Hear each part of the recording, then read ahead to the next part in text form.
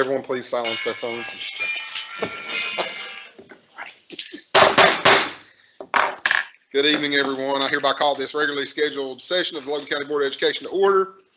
Today is Tuesday, June 23rd, 2026. It is 5 p.m. In attendance, we have Mr. Ralph Rodriguez, Mr. Mark Keyser, myself, Anthony Dean, and joining us by phone for his final meeting, Dr. Pat Joe White. Thank you. At this time, we'd like to ask everyone to please stand.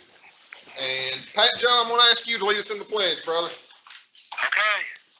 I pledge allegiance to the flag of the United States of America, and to the republic which stands one nation, under God, indivisible, with liberty and justice for all. Please remain standing for a brief moment of silence.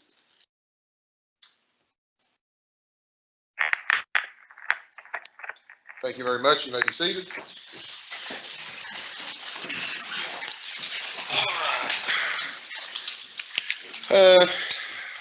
Item number 4 on the agenda, communications. We have one presentation and report to go over tonight, and it is the local school improvement council from Justice Elementary.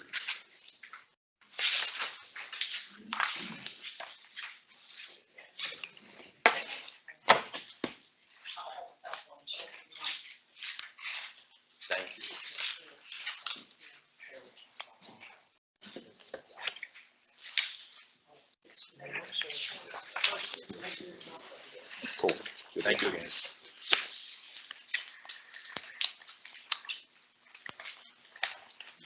Okay. Thank you for allowing me time to speak. I'm Whitney Ellis, principal of Justice Elementary. I have some of my LSIC members with me here. I have Ray Ellis, Debbie Pullen, Hazel Mollett, Becky Kinzer, Leanne Varney, Shayna Hall, Hatfield. We do have several of our members that are on vacation and are working this evening. So we do have a few out. We are in a 3-year commitment as a comprehensive support and improvement school with the state, and we were identified based upon our overall whole school academic performance. And what it was our ELA scores were low last year. And if you look at the academic achievement growth, you will see that last year we had 15% proficient in the school in reading. We have increased this year on the GSA, and these are preliminary results that have not been certified yet. And we have moved up to 50% proficient this year. With math, we were 36 proficient last year. We moved up to 41% this year. And an area that is continuing to be a problem for us, as you would probably find with most schools, is chronic absenteeism. We were 37% last year, and the year before, and we've moved up to 40, and now we're at 44.1. 3 years ago, we were 55% chronically absent, and the year before that, we were 58. So we are making gains, but we have slipped back somewhat and went from 40 to 44% chronically absent. And what that does for students in the school system is it creates academic gaps, academic learning gaps that we are targeting to fill those gaps with intensive intervention. So if you flip over to the next page, what you will find with our attendance incentives that we've been trying to do, we make meaningful contacts to parents on a regular basis. We also have clubs that was actually initiated by our student leadership team this year. We have Fun Fridays. We share information with parents throughout the year, and at the very beginning of the year, we give them a folder with a school handbook for the parents and students, and we front load that with an attendance sheet because some parents forget how many days their kids miss from pre-K to say 4th grade. So we tried to make that evident for parents, and then of course we do the meaningful contact. We're going to do some an additional sets of interventions that we're going to be making at the beginning of this school year to try to focus more intently on those chronic absences, and especially the students that are at risk. As in discipline, we have gone from 47 referrals last year to 28 referrals, and what you will find is that I put everything in the system, because I will not remember from one year to the next if you picked on Ralph or if you were picking on Teresa. So I have to put it all in the system so that I can remember it. And for the past 2 years, not only has my school operations team, but also my LSIC team, we have targeted classroom disruptions to decrease those, to make more meaningful time in the classroom for students and teachers. And you'll see that our suspensions dropped. We went from 5 suspensions last year to 1, and that 1 suspension this year, it wasn't a suspension out of somebody doing something bad. There were other circumstances, because otherwise I would have suspended that child. Our priorities for our academics and for making meaningful contacts with families to increase that attendance. We want to increase rigor in the classrooms and in terms of the instruction they're receiving. We're also wanting to increase student engagement, strengthen data-driven instruction, and also looking at that data and using it to place students in intensive intervention sessions provided by our staff. Those intervention sessions are called skills block and small group. And what we do during those 2 sessions is during skills group, we go down to where the student's at to build them up. And during small group, we sometimes provide accommodations to help them think on grade level. So skills group is down to where they're at, and small group is helping them to work on grade level. So we're trying to attack from 2 fronts on the instruction part. We're also wanting to reduce that chronic absenteeism and improve the overall attendance of the students, because if we can get them in the seats, we can get the instruction they need and we won't have those skill gaps. And then I provided you all some success indicators on how will this be measured. The rigor will be done through classroom observations, and I'm sure Ms. Blair will be in the school to do observations with me. I also want my teachers to observe each other and to learn from each other. Student engagement is we're going to increase the types of activities that get the students working together so that they can learn from each other. Effective PLC, which is your professional learning communities where teachers examine data and create action steps to move forward. Intervention effectiveness, that will be met through walkthroughs and observations. Chronic absenteeism, like I said before, wanting to target those at-risk students at the beginning of the year and have a system where I can meet with parents and find out what are the barriers. I don't want it to be an I gotcha, like come at you harsh. I want it to be a communication as in a partnership. What can we do to help you to get the kids in here more often? Because you get more bees with honey. And overall attendance, just keep the kids coming. And again, this is a 3-year commitment, being a comprehensive support and improvement school, and we'll start year 2 next year at the upcoming year. So do you all have any questions? How often are you sending out the letters? Letters go out several times throughout the year. They're mainly friendly letters, and it's like, it may say, did you realize that Ralph missed X number of days of school? If this doesn't seem right, please come in and have a conversation with us. And we do get some parents that come in and have conversations because maybe they didn't turn an excuse in or something along that line. And we try to make phone calls. When we see a student has been absent for like 2 days in a row, or we know that somebody's missed several days, then we make those meaningful contact phone calls to say, hey, was just going over the attendance list and noticed that so-and-so was absent again today. So we do it often, but I think the letters and the letters and the phone calls are awesome. Because I think a lot of times the parents don't realize how quick these are accumulating until you put it in front of them. And I really like that. I like bringing it to their attention. And But I want to do it in such a way that it's not harsh, because I want them to know that I'm there to work with them. That's the hard part, isn't it? Yes. I noticed the last 2 or 3 weeks of school at our house, the kids say we don't have to go now. They said we don't have to come.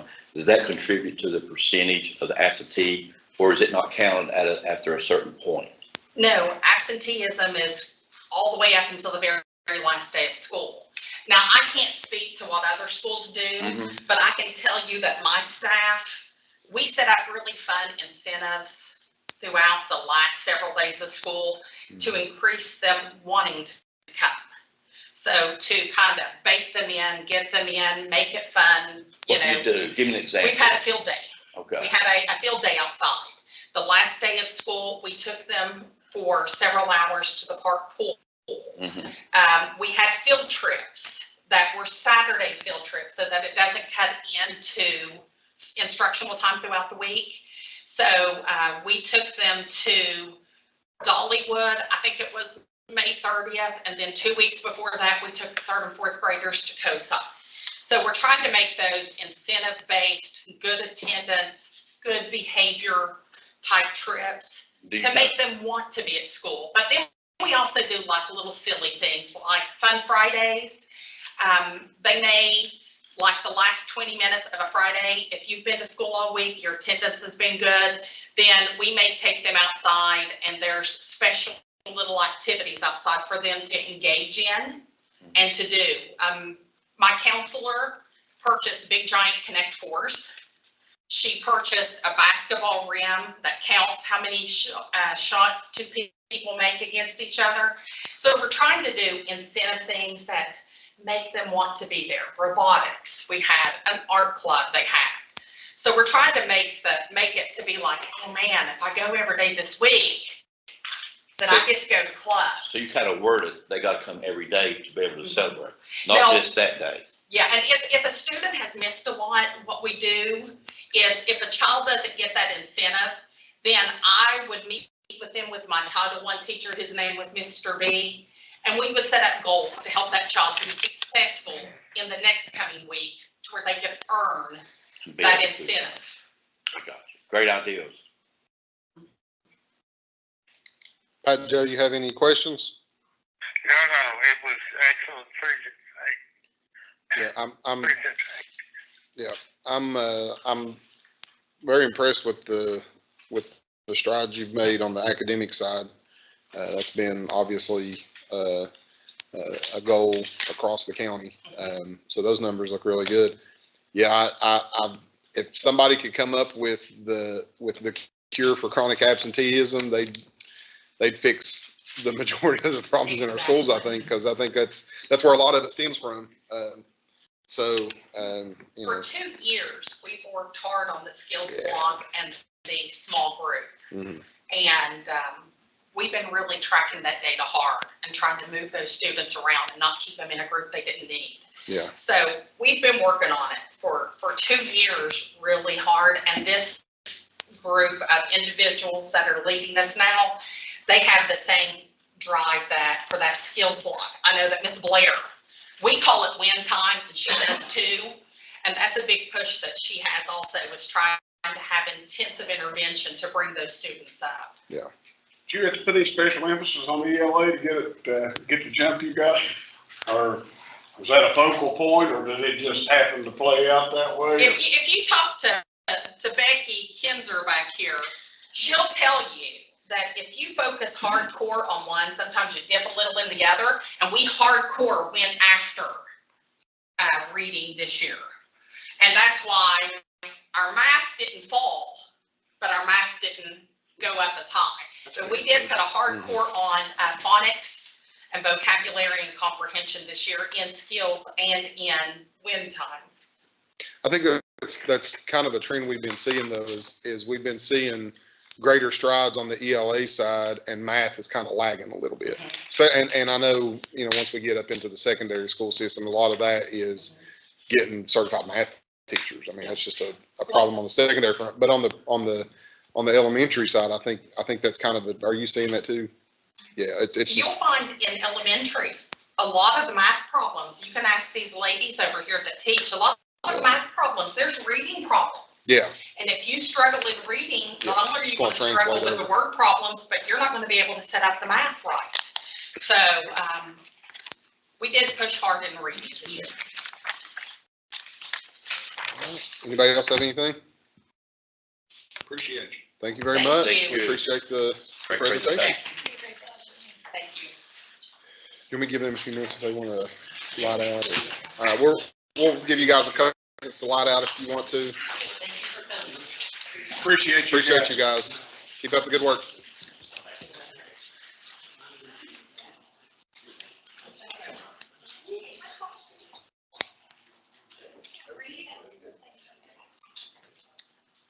All righty. On to the second part of communications, public speakers. Were any signed up, Teresa? We have no public speakers. Item number 5, approval of the minutes. The minutes from June 9th were approved at the state level by Superintendent Black. Dr. Pat Joe White and Craig Markham were not in attendance. I think is that the one I called him by phone on that one, didn't I? Yeah, okay. All right, now move on to item number 6, approval of action items, and I will turn the floor over to Superintendent White. Thank you. These action items were, again, previously approved by Superintendent Blatt. We have an external contract for Ms. Linville to provide sign language services during summer school. Summer school will start tomorrow, or Thursday, excuse me. We had to make sure that we were okay with the rain last night. So that will come out of special ed funds. So we have students that will need those services. Ms. Klein is going to provide administrative support beginning July 1st through December 31st. And again, this was previously approved, and that's part of our takeover piece is that we have a former superintendent work with us. We have a MOU with Concord University for teacher candidates to be placed here for clinical experiences of their student teaching at no cost to the county. Brand Oakley will continue our student access coverage that we're required to have. It will be $22,000. It went up slightly from last year, but you know how insurance is. Oh, yeah. Up and down. So, but it is sometimes based on that. We have a MOU with the Office of Child Nutrition for our free and reduced price meals and milk for 26-27, those costs. And then the Country Roads Food Cooperative, the winning bids for some of our vendors to provide items are listed there for beef, food and supplies and milk products. Again, with special education, requires a lot of specialists that we can't do full time here. So we have some contracts through Mountain State and others with new school scholars to provide behavioral services as needed. Those come out of county and special ed funds, depending on if the student has not here or not. Elevate Learning and Behavior will also provide those. So there are 2 companies and both of them offer similar things. It just depends on who's available. And those will also come out of special ed or county funds. KBC Behavioral Health Care will provide mental health services in our schools at no cost to the county. Those are billed through Medicaid and other things, but that's available and requires parent approval and all that to help us out in the school system. Mountain State ESC will provide 1 at-will mental health coordinator for 26-27. And that's paid out of county funds. Carrie Bates will provide professional development training services focused on instructional strategies and classroom management, August 5th and 6th. That'll come out of our Title I funds. So one of the things we're doing with Title I funds this year, we are paying for a lot of the summer school pieces, but we're also working with our teachers. So we have a Teachers Academy planned for early August and Principals 2-day Academy. And so she's going to be working with those with teachers on classroom strategies for management and instruction. Mountain State ESC is going to provide educational services by hiring our 10 parent resource specialists for each school, so they work to work with parents, and that's paid out of Title I funds, and they work about 20 hours per week, and each of them is about $13,000.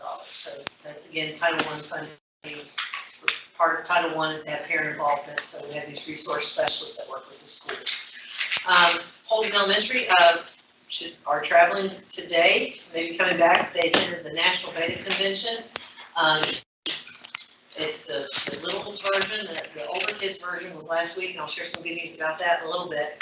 And then New Beginning Missionary Baptist Church requests the use of a bus to go to Fayette County to a conference, and we typically do that with churches or volunteer groups schedule buses, and this was requested by a retired principal from Megan, so I did that. Again, the City of Logan, the Freedom Festival is going on right now, and they're using 3 buses to transport people from different places in the county downtown so they can attend Freedom Festival instead of Boston County.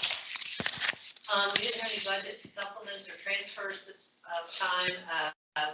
The invoices, county invoices were $2,381,445.53.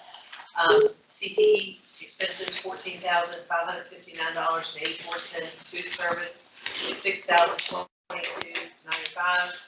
ISA, $28,485.66 for a total of $2,430,513.98. So a little less because school's ending and there's a lot of things we're not doing. But again, as always, invoices are available for review. Just call Rhonda at our office.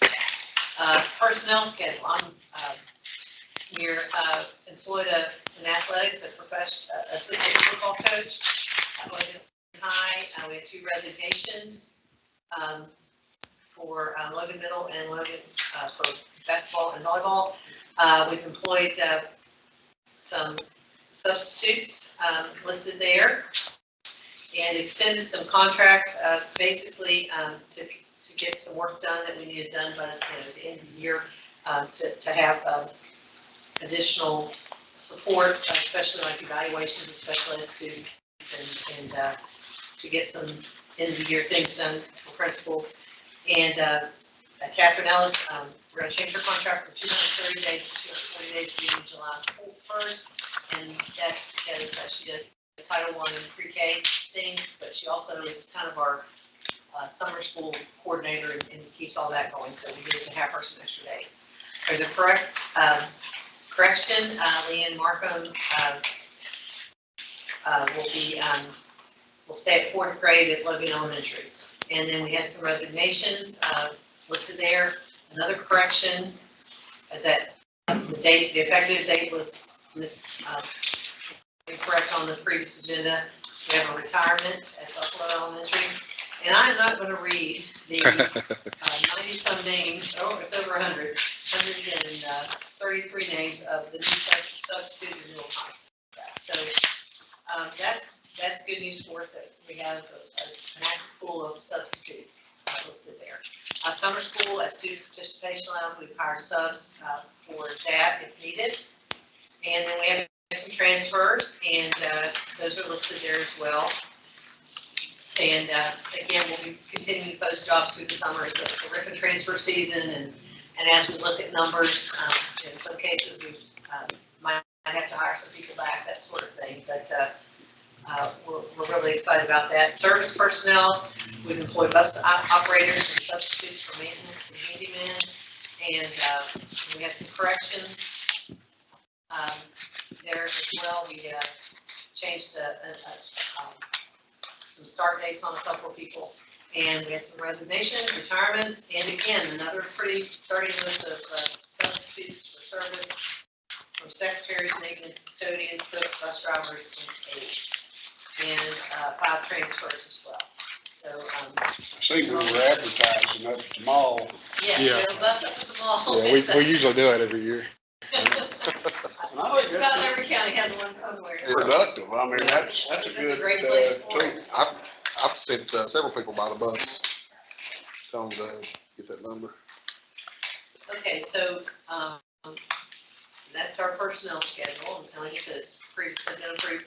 My report for tonight, first, I want to congratulate Logan High School's Trinity McDevitt. She was selected as one of 6 West Virginia students and 10 overall to receive the prestigious Yeager Scholarship at Marshall University. That is a big, big deal, and we hope to have her at the next board meeting to honor her.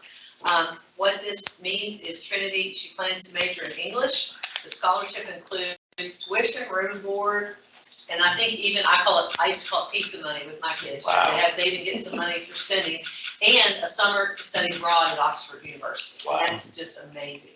And we are wishing her the best, and we hope to see her at our next board meeting to honor her officially. Then Marshall announced this, I think, on Saturday, so we're just getting this news. We're in the final stages of completing an agreement with Southern West Virginia CTC to offer an EMT program, and I hope that's on the next agenda as well. And it would be in partnership with Ralph R. Willis. So we've added 3 or 4 new programs this year. Future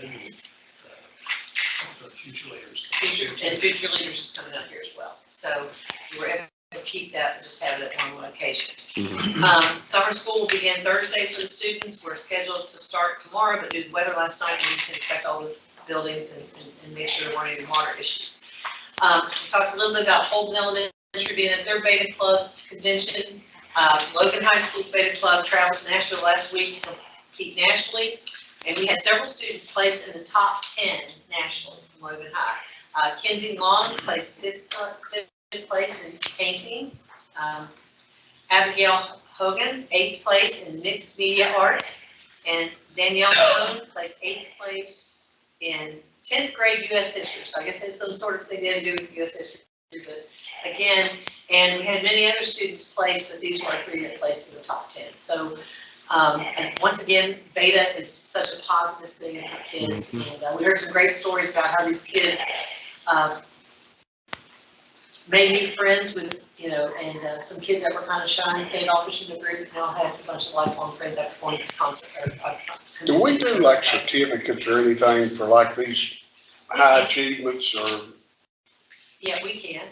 On the state level, they're recognized during our, like the thing we had at Chapmanville, they're recognized during that. I think it'd go a long way if they got something from us, whether it be a plaque or especially for like the Marshall scholarship. That's a big deal.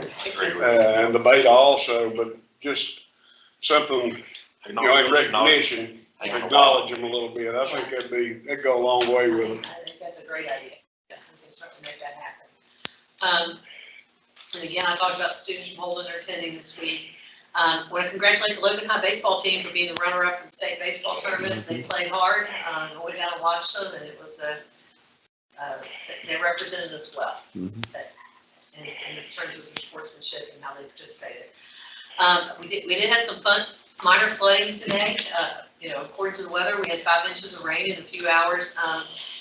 DHU had some, which it's a building, we have a few offices and some supplies there. There was some flooding, and we think it was where the creek filled up and the drains couldn't drain, so it was brown water, so we know it wasn't the roof, but some minor flooding there. And then we had a few roof leaks at Logan High and Omar. And again, I think the extreme weather and the amount of rain that fell in such a short period of time may have contributed to that. The poles are being set today at Manfield. So they have put in the concrete and the poles in the ground. Good news. And the wiring and lights will be installed as soon as they're set. If we get a lift that was tall enough to get the lights down. I think they have lights that they've got the lights. When I talked to Mr. Dodson, that was another obstacle. I think they're like 60 foot. Yeah. Mhm. And I don't even have a truck at the phone company that will go 60 foot. Yeah. My trucks don't go So that. I think they've got a plan for Good deal. that, and they found some lighting that will work well. And some other things regarding places, the elevator company is finishing up the first phase of work at Logan High School, so that, as we mentioned before, I mean, we're doing a lot of maintenance that you don't go, ooh, that looks great, you can't see it out front or whatever, but, all of our elevators are very old, some of them, but they're finishing up with Logan, and once they finish up the Logan elevator project, they're gonna move to Man and work on that, and then we've had some minor upgrades at some of the other elevators in the county, but those 2 schools needed the most work. And that's part of our overall maintenance plan in county buildings. We are, don't really have a lot to report on Logan Elementary right now, but I have instructed our architectural firm, which is DMM, to reach out to the fire marshal's office to get some things started to get some clarification regarding what their office would require for occupancy, what, things that might be beyond what the insurance might pay for. We've not received the final report from the insurance company at this time, but we felt like we could at least go ahead and get our architect talking to the fire marshal about things they would require. Are they being cooperative about when you all request to fulfill when you request an update from them? Yeah, they're being cooperative, but they've not really, they've provided some things, but it's not anything that's concrete yet, but it's moving in the right direction. But the fire marshal's office, we're gonna reach out to them. And again, our architectural company can look at any kind of documents we receive, so. So you're saying they could go ahead and start? No, Part of- nope, okay. nope, not saying that. We gotta figure out how much is, what's. I got you. Because, things are, we gotta make sure the money is there to do it. So, but again, we have met with all of the teachers, custodians, cooks, aides at Logan Grade, and talked about some things they need for their classrooms and some adjustments we're gonna make to how the rooms are used, and got a really good plan for that. Mr. Kidd and Ms. Nelson are working really well together to coordinate schedules and that sort of thing, and I'm real pleased with how they're taking something that they were kind of thrown into and making it work well. Finally, I would like to, Dr. Pat Joe, I would like to thank you for your decades of service to Logan County. You've served our school system in so many ways, from the classroom to the central office and as a board member. And I wish you were here tonight, but I just wanted to congratulate you on your years of service and wish you all the best. Thank you. And that's all I have, sir. All righty, thank you very much. We'll start on the end with Mr. Rodgero. Do you have any comments today, sir? Well, no, I hate to say it right now. Thank you. Mr. Keiser? A lot of progress going on right now. Sounds like we've got a lot of moving parts. I was talking to some vocational school staff the other day, and they, we were talking about how broad we were getting, and one of the concerns came up and said, "Hey, we're gonna be out of room.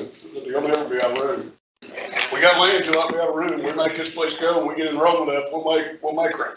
So, just see a lot of good movement in the green direction, and the stuff that's kind of got us a little stalled right now is out of our control, and we just got to wait and see where it falls into.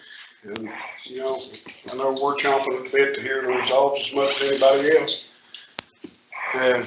Pat Joe, just like to extend again thank you to you for. I can remember that name being spoke for a long time when it talks about the educational system in Logan County, and you definitely left a positive mark on it, and just really appreciate everything that you've done and the dedication that you put forth into it. We thank you, buddy. Thank you, Mark. All right, do you have any comments, Pat Joe? Not really. It seems like 16 years have flown by. And maybe you all will think the same Yeah. when it gets to your turn. Yeah.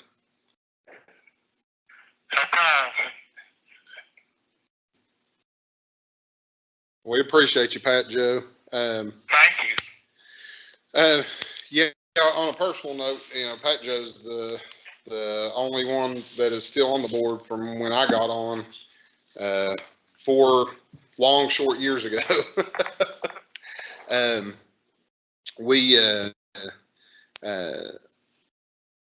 We started out pretty much at the beginning of my tenure, getting taken over by the state, and I've looked to Pat for a lot of answers because of his vast experience, like Dr. White said, decades in the classroom, in the administrative offices, at the central office, and then as a board member. So he's dedicated his life to the kids of Logan County, and there's not a whole lot you can say other than thank you. So we appreciate that. And I would like to thank you. Yes, sir, absolutely. And you're welcome back at any board meeting that we have anytime you want to come back, Pat Joe. Thanks. Another note, I want to extend on behalf of Logan Regional a thank you to you, Dr. White. You kind of got us out of a pickle today. We've had a power outage most of the day at the hospital. We just started doing surgical cases at 1:30. We normally start at 7:30, so that's why I'm still in scrubs, because I got over here last minute. But our coolers were down, and the temps in the coolers were rising. And our CEO, Justin Turner, made a phone call, and Dr. White was on the spot getting us some access to the coolers over at Logan High School, and we got to save probably thousands of dollars worth of foodstuffs that otherwise would have went bad. So appreciate you helping us out I on that. appreciate Logan Regional and all they do for the kids.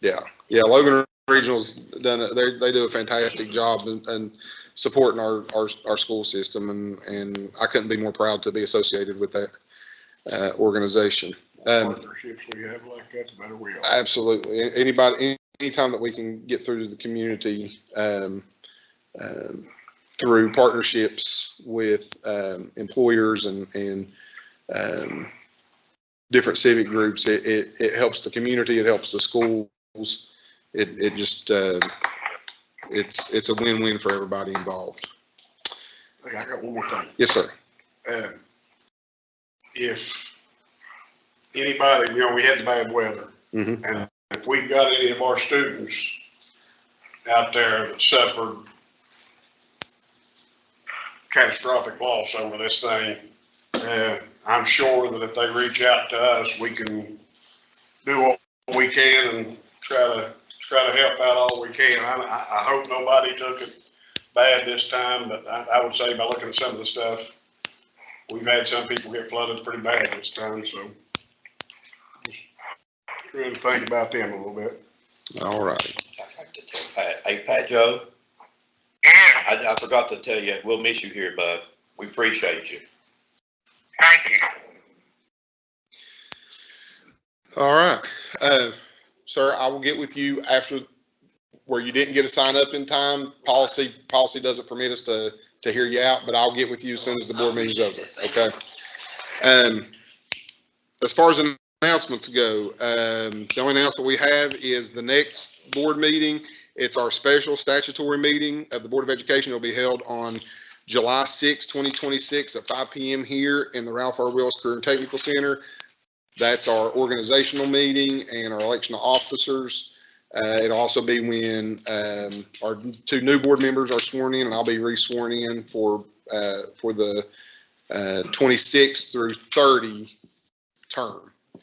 So we'll be glad to welcome our two new members, Dr. Ed White and Bill Alderman, starting on July 6th.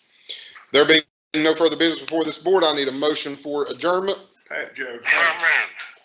Dr. White with the motion. I need a second. Second. Mr. Keiser. All those in favor of adjournment indicate by saying aye. Aye. Aye. All those opposed indicate by saying no. The ayes have it 4-0. We are adjourned at 5:39 p.m. Pat Joe, really appreciate you, buddy.